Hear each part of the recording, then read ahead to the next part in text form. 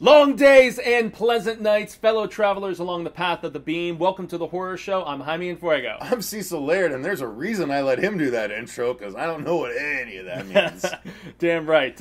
We are here to finally, after decades of waiting, I know that it's been so much more than I have had to endure. I mean, goodness, we're finally seeing a Dark Tower film come to screen after so many hiccups and starts and stops and different directors and actors and everything, and they finally have released, about 3 months out, the first trailer. It's not a teaser trailer. This is a full near 3 minutes from what we have seen. I haven't watched any of the little 15-20 second little bits they put up the night before. Neither have I. Yes, so we are on the same plane, and I'm so excited to see what this amalgamation, it's supposed to basically borrow from all of the different books and kind of have it be his last, Mr. Roland Deschain's time around the path of the beam. So, Ka's wheel is coming around once more. Who knows what this is all going to entail, but I'm trying to be hopeful about this Nicolas Arcel film, and I don't even want to talk anymore. I just want to watch, man. Are you excited? What's your thoughts? I am. I'm completely hung up on your pronunciation of amalgamation, though. Yes. Because that was weird. Amalgamation. Oh, wow, that was interesting. Yeah, but it's supposed to borrow a little bit from all the different books as opposed to being a straight adaptation, which is one thing that fans like myself took some, qualms with. But a bit of umbrage on that side of the reaction here, but yes. I am actually very excited about this because while I have not read the books proper, I have read the 5 prequel comic book series from the Gunslinger Born to the last one, which I can't even remember at this point. I'm about to go through them to be able to appropriately contribute to your Dark Tower panel. That's at the right. Phoenix Comic-Con. Yes. We are doing a panel at the Phoenix Comic-Con, which is going to be Sunday, 4:30 p.m. at the Phoenix Convention Center in room ballroom 131A, if I'm not mistaken. The last of our 8 panels of the convention, but of course it is focused on the Dark Tower, which I know little about outside of those prequel comics, but I am excited to see this trailer nonetheless because we've been following the development of it so closely. Oh, yes. A lot of people actually fed us the leaked version of some kind of footage or trailer a week or two ago, and we refused to watch it. And in fact, if that ever happens going forward, guys, don't send that to us. We want to see what the studio is ready to present, because that's what we're going to see, so we'd rather not see the footage before it's ready. So without further ado, with that long preamble, Fuego, let's get into it. Okay. And we'll watch it through once. You guys may see the footage fade in and out due to avoiding copyright issues. Sony Entertainment is not the nicest when it comes to that. Especially with us. And then we'll do a breakdown after we watch the trailer once through. Actually, Fuego will be in control of the breakdown because he is our guide along this road to the Dark Tower. So, let's do it. Here we go. 3, 2, 1, a go.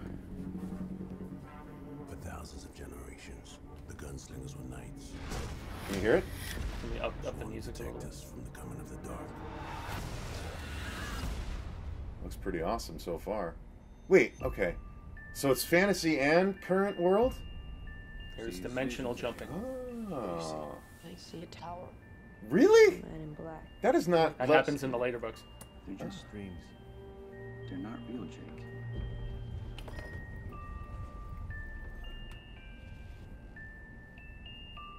There's another world out there. Yeah, there's the house he jumps through in. That's in the 3rd book. So. I'm quieting down because I don't want to ruin your experience. I'm interested, though. Ooh. Who are you? It's you. You're a gunslinger, right? What? It's a meta story to start? Gunslingers. Well, it didn't get there till book 2, but... Why does the man in black want to destroy the tower? The tower protects both our worlds. Tower looks sick! Ooh! Hell will be unleashed. He's like the devil, isn't he? No. Oh, the man in way black. worse. Ooh! Can't stop what's coming. Death always wins. Death always Your wins. world might be gone, but mine isn't. If you let that tower fall, billions of people... Oh, all the beams. Do they have guns and bullets in your world? You're gonna like Earth a lot. Alright, let's go. Commentary joke. You clawing your way out of the darkness? Did you tell the kid whoever walks with you dies by my hand? Ooh. I will kill him. both of us. I do not aim at my hand. Ooh! He who aims with his hand has forgotten the face of his father. Father. I aim with my gun. I do not shoot with my hand. I shoot with my mind. Yes. That's what I saw. That shit is awesome. I do not kill with my gun.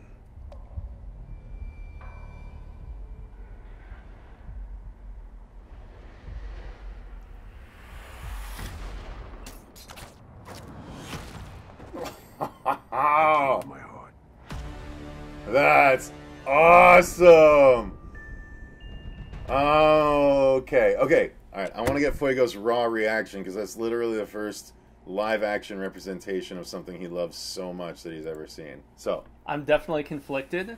Really? Yes, I'm very conflicted because I'm trying to figure out where the picking and choosing is coming from. What I've read is that this is predominantly picking from the first book and the third book. And so it's in the second book when you finally see him jumping into our world to start to kind of, I guess, assemble his quartet, which is like his group of people. And it's been confirmed we're not going to see Eddie Dean or Susanna, which are the other two that he picks besides Jake. But Jake is in the first book, and then Jake is also in the third book in a... It's almost like a conflicted state because he get... Mild spoiler, the gunslinger just kind of lets him die in the first book, and then he kind of ends up back in his world, and so as things change, it's almost like a Back to the Future kind of paradigm, alternate, timeline type thing, and so he's back alive in New York, and, I'm guessing that all of this stuff with the town burning down and everything, I'm guessing that's maybe Tull, which is in, the third book where Jake gets kidnapped and stuff. I have to take these off so I can hear myself a little bit better, but... It definitely visually and stylistically looks very cool. The scenes with him actually drawing visions of the tower and the gunslinger, that's all in the third book. So I know they're cherry picking. They're supposed to actually have who's the guy who played Rorschach, who was also in Preacher. he played the new Freddy too. Yeah, why can't I think of his name? Oh man, now you're gonna put me on the spot. Yeah, gosh. He is playing a vampire by the name of Sayer, who is somebody who was trying to purchase a piece of property that actually has this rose that's growing in it, which is a direct link to the tower itself. Basically, they did convey for general audiences... Jackie Earle Haley, there you go. They did very well convey the fact that the Dark Tower basically holds all fabrics of every reality together, every alternate dimension, every sort of world. And Roland's world has moved on, which is why it was interesting where the Jake boy is like, your world may be done, but mine is still here. And so that's where... the whole dimensional jumping. There's obviously going to be some of that going on if you see him going, Jake the boy going into the old rundown mansion that was in the third book, which is what he actually jumps through a portal in that house to get over to Midworld. So I definitely want to. Well, real quick, back. I mean, yes. the questions I have are, well, here's the thing. As the more uninitiated of the two of us, only having read the prequels, which did not involve our world at all. And they weren't even prequels as much as adaptations of Roland's adventures as a kid. Right. Well, either way, it didn't involve our world, so I had no idea it took place in our world Some of at it all. does. It's like 50-50. Well, it's really interesting, though. For the uninitiated, it looks like a weird blending of our world and fantasy and creatures and the man in black who's very devilish and who it appears McConaughey looks really awesome as. Walter O'Dim, a.k.a. Randall Flagg, a.k.a. John Farson, a.k.a. Martin the Wizard. I mean, he's had so many aliases. I love that line where Idris Elba, the gunslinger, I guess, Roland, is talking about, guns and bullets, and the kid's like, oh, you're going to love our world. I was like, oh, that's great. That's clever, that's commentary. Oh yeah, because like bullets and guns in general, after the world has moved on in Midworld and Roland's dimension, basically, they're pretty much non-existent. Really? Nobody has guns. Yes, they are a very, very just rare commodity. And so that's why when the gunslingers are rolling around and stuff, then they see people with these pistols on their sides, and they immediately know they command power because very few people have those weapons. Interesting, really? Yeah. So guns still wield a huge amount of power, even in time. a fantastical world. Even more so because since the world has moved on, basically in the whole mid-world scheme of things, there's all these weapons from the old ones, or the old people, or the older generations of people. So it's almost as if the Wheel of Ka took stuff from the Dark Ages to a technological society, and then back around to Dark Ages again, where technology is pretty much scarce, and yet there's still relics from that time. So that's really interesting. Yeah, I gotta say, the trailer looked action-packed. It looked visually awesome. it looked badass.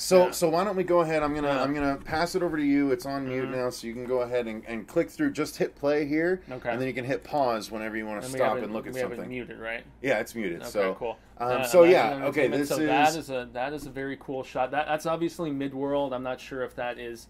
Midworld is what? The world that the gunslinger lives in. Yeah, so it's basically divided into... Because the reason I'm confused is... because you're thinking Mortal Kombat. Right? No, I'm thinking Thor, actually. Earth is called Midgard, as opposed to Asgard. Okay. So Midworld makes me think of Midgard, which is actually Earth, so I don't want to confuse that. Midworld is the fantastical world. Yeah. Okay.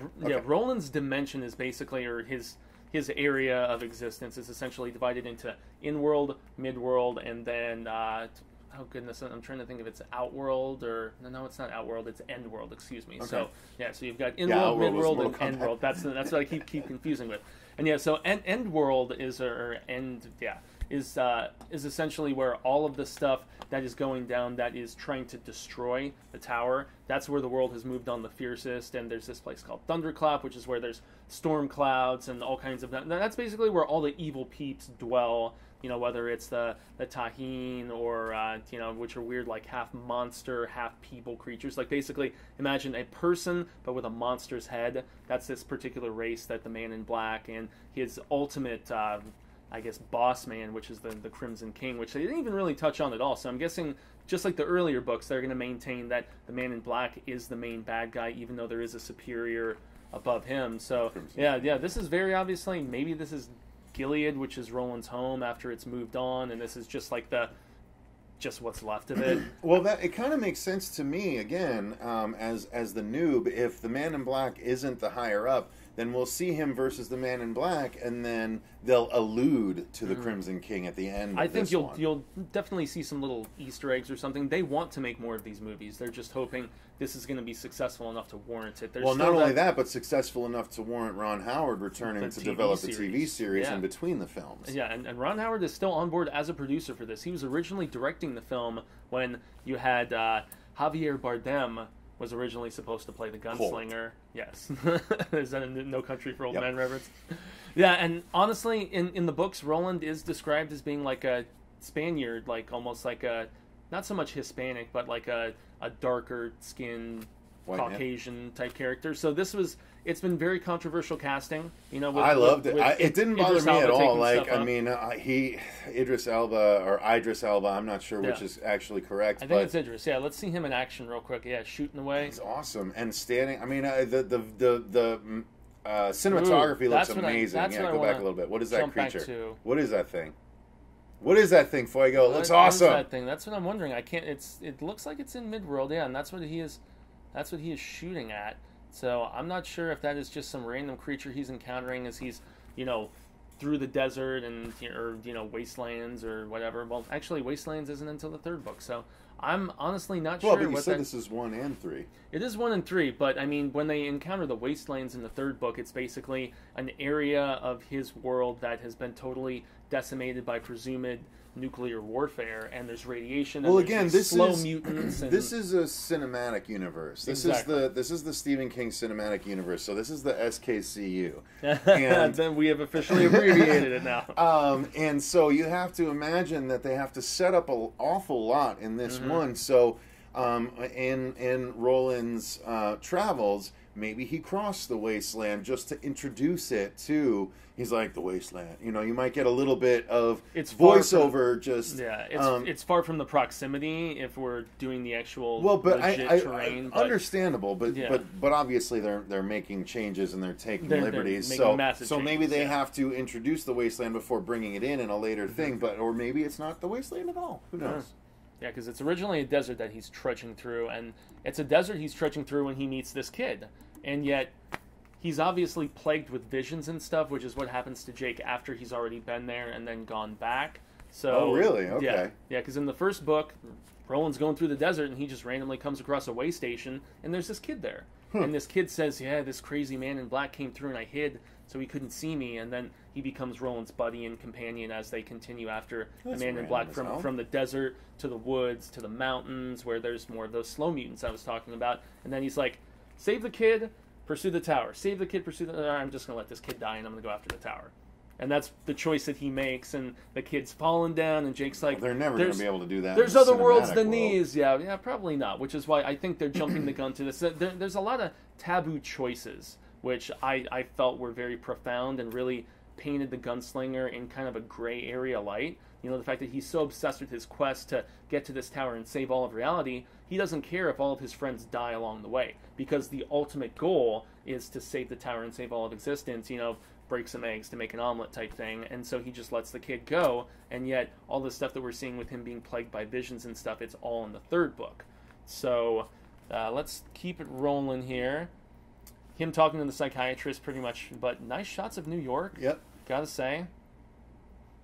And these are kind of in the book, you know. It's he actually, yeah, the drawings. So, and there's him walking through the desert, beautiful presumably. cinematography. Yeah, really still. beautiful cinematography.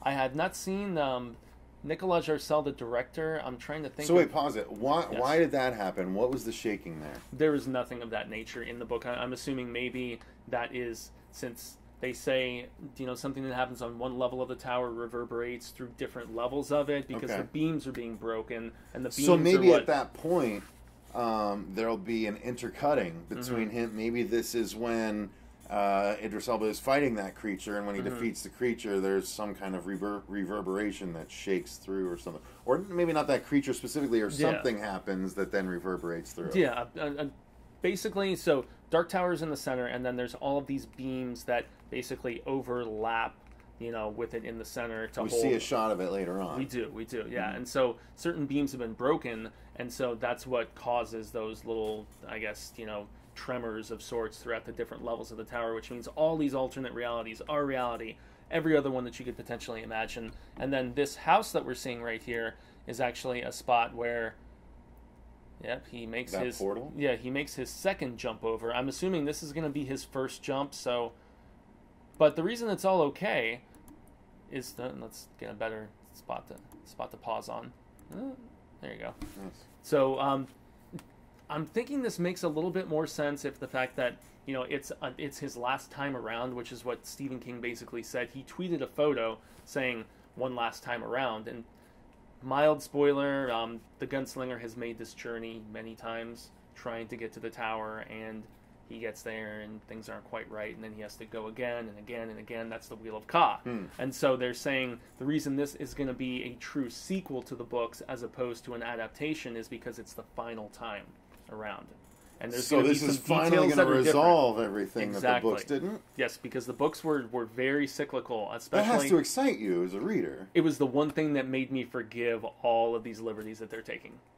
As a die-hard fan, you know, that's what intrigues me, is because things can be a little bit different if, you know, it's a different time around the tower. The time around, you know, trying to get there that I read, it's not going to be exactly the same, which is maybe why we're not seeing Eddie and Susanna right away, which is why we're going to see certain characters early that we didn't see till books like 5, 6, 7, stuff like that. So I'm increasingly intrigued and trying not to be too judgmental, but just the visual, that is badass with all of the different shells that he has there, or you know, shots and stuff. His reloading is awesome in this trailer. I don't think he's going to wear a hat the entire time, though. No, clearly not. Yeah. That's okay. So the tower falling apart. What is that from? Well, that's the thing. The tower is it's being broken. You know, the stability, which is those beams that basically hold that together, and the tower, you know, holds all fabrics of reality together.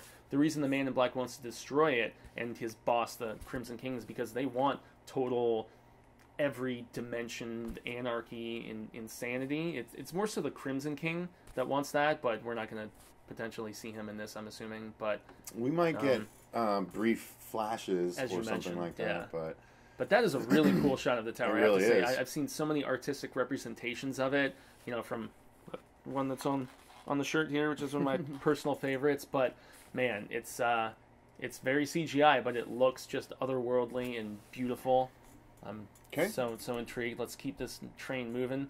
I'm glad that they made Jake. That's cool. Yeah, I'm glad that they made Jake look a little bit older in this. Yeah, He's younger in the book. He's like 12 years old in the book. Oh, okay. Yeah, he looks so, like 15. Yeah, 16. and the fact that he becomes a gunslinger and he's out there killing people and stuff. I think a slightly older kid. Shit, that kid looks like almost like 18, 19, something like that. So the tower busting down, but that looks like almost the whole tower is coming down, not just a portion of it. Yeah, so maybe certain levels are being decimated. I'm really curious how open for additional entries, since there's no guarantees, and yet back to this creature attacking him. Still not the wasteland, you don't think, huh? Well, no, the slow mutants are very different. And, Okay. Yeah, they're like basically like people that have had radiation poisoning, essentially, is what the slow mutants entail. But they filmed most of this in South Africa, from what I was reading. Okay, awesome. now Okay, those what are were those now guys? that is what I'm having the biggest amount of confliction with, is trying to figure out who the hell these guys are. Yeah. Yeah, so this is obviously once they get past the desert, at least in the first book, and they're probably getting close to the mountains or something. But these are the guys that I'm not sure. They might be Tahine because they look It looks like desert landscape, so yeah, or they might be. I mean, vampires are in the well, they've got commission Fang, of the maybe Fang's right there. That's what I was thinking too. Maybe they're like Sayer's little minion type guys or something. And there's no shots of Jackie Earle Haley in this at all. So, but he's more so a player on the like Earth side of things, or so. Okay. And I know all the Dark Tower people are going to hit me because of the fact that there is a specific dimensional code clarification for our realm, which is where King dwells. Like and Earth 616 in Marvel. Exactly, dude. like Stephen King actually playing himself shows up in the Dark Tower books. Oh my gosh. Yeah, in 6 and 7. It gets that meta, dude. Jesus. It gets that meta. It was one of my least favorite bits of the later books. Well, they better get to that quickly then. Well, he's not that old. No, he's going to be around for a while. He's in his early 70s. He's getting there.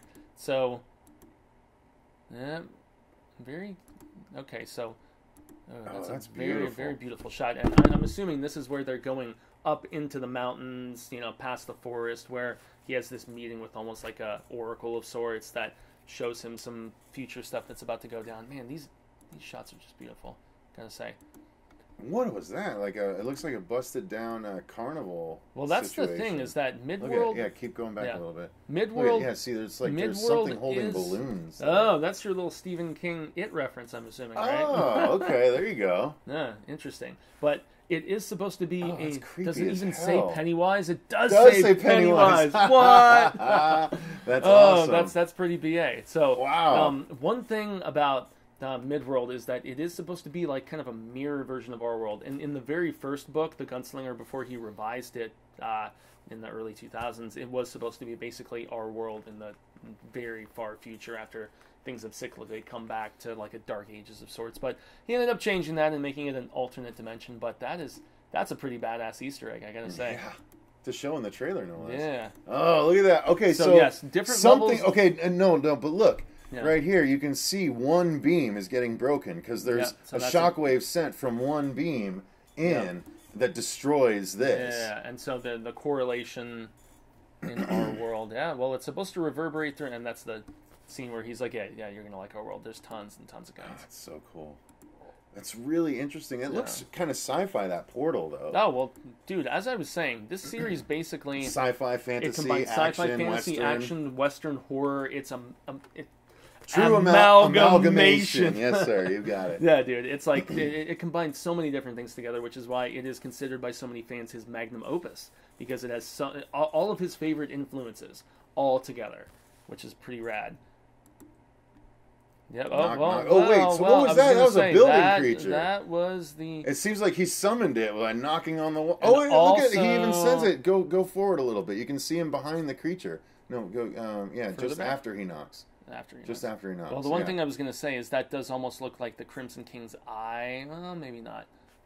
But all hail the Crimson King. Yep. Okay, so they are going to have some references. Yep. That's his. That's Flag or Martin or whatever, or Walter or whatever. I love that he knocks on it, but yeah, see, go back just you see you can. Oh, so he's getting someone. The creature's getting someone. Yeah, and there. so that's actually awesome, because what happens in the book in book 3, The Wastelands, as he's trying to cross back over to Midworld, and you've got Eddie Dean like trying to make this key so you can open this door to bring him in and stuff, and Susanna's like banging this crazy oracle demon monster thing, and Roland is like right there to help him out. The house basically is possessed and comes alive and starts grabbing Jake, or at least grasping at him, trying to keep him from going through the portal to get back. So that's obviously what they're visualizing here, which is pretty sweet. I can't wait to see those effects. I can see why they've delayed the movie so many times, because they want to make sure the effects are right, and I'm fine with that. Do not force it or rush it when you want it to. I mean, with it's the like decades the Daily of, Bugle building in the background from the old Spider-Man. Truly. But with the decades of waiting everybody is done, man, it's like, what's another few months to make sure the effects are good and that people are really going to appreciate this and it's going to be visualized properly. Yeah, well, it looks like it is, because it looks gorgeous to me. Now, that's the one scene where I was like... Okay, the army guys? That was the one scene in the Special trailer that forces? just kind of made me... What would that be? kind of wonder what the hell is going on. Maybe Earth infiltration, or maybe they're like, I don't know, agents of the Man in Black that are trying to go after Roland. I'm not really. That'd be really lame. With the futuristic guns and everything. But since he's jumping back and forth and stuff, maybe he gets people after him in the real world. I don't know. That was the one scene in the trailer that really put me off. I was like, what are they doing here? Okay. This is just. Anyway. Well, but after the breakdown, you have to admit there's a lot of really cool stuff that they showed too. Oh, there was enough coolness.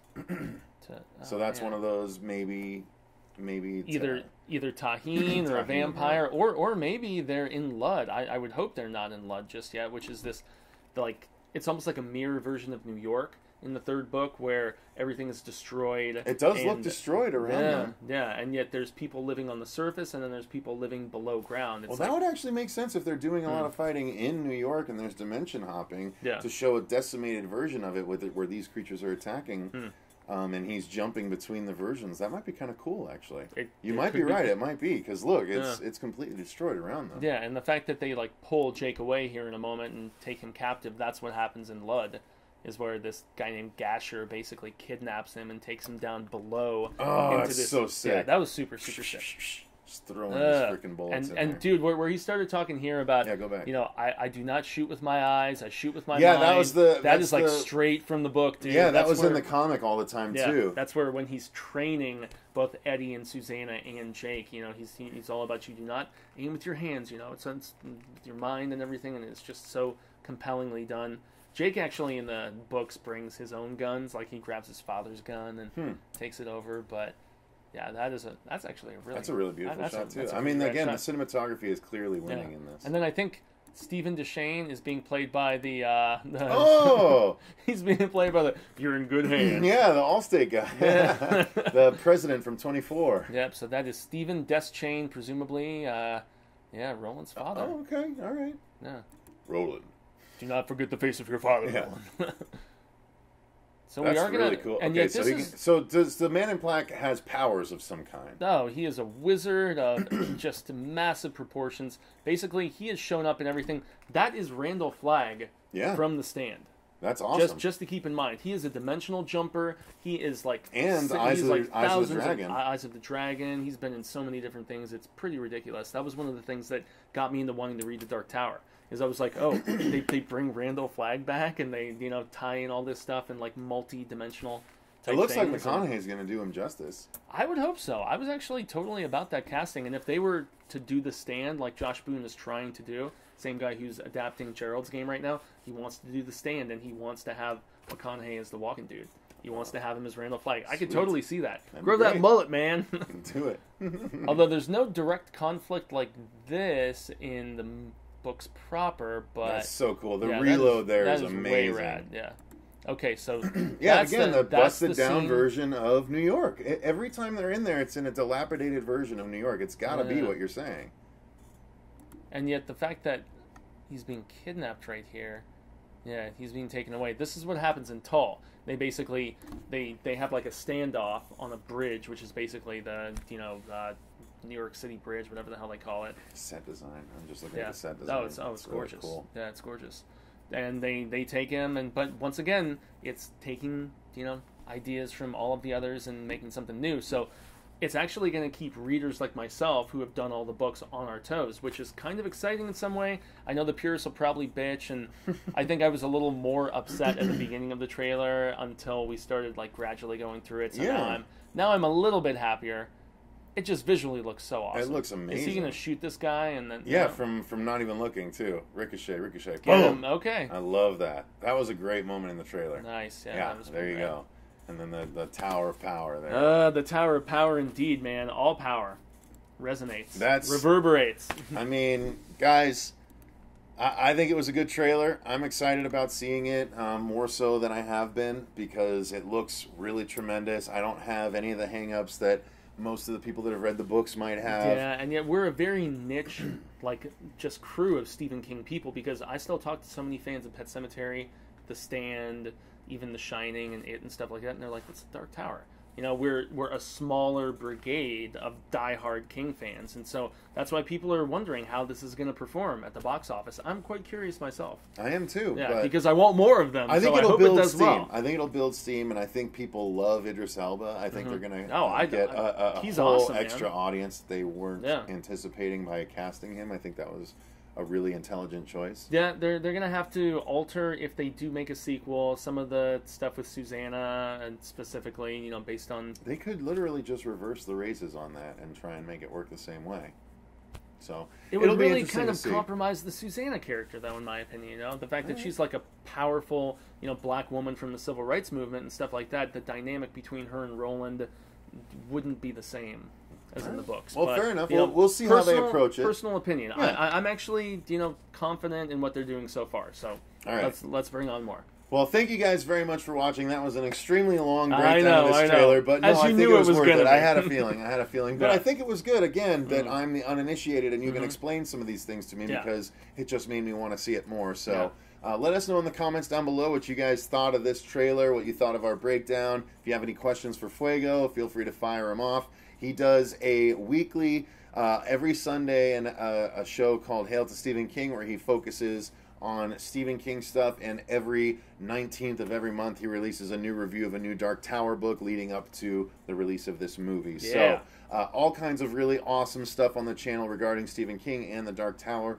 If you want to go ahead and subscribe, like this video, share it all around if you're interested. Thank you very much again. I've been Cecil Laird. Gracias, Jaime and Fuego. While you're down in the description box, click the link to the TeePublic site where you can get access to our store with our horror show logo, our Coexist logo, and a shirt featuring our very own mascot, Horrific Harry. If you get any of that stuff, you will be supporting the channel, so thank you very much. And until next time, remember, stay scared. I hope we have been well met. I was like, there's got to be some kind of sign-off for you. Yes. All right.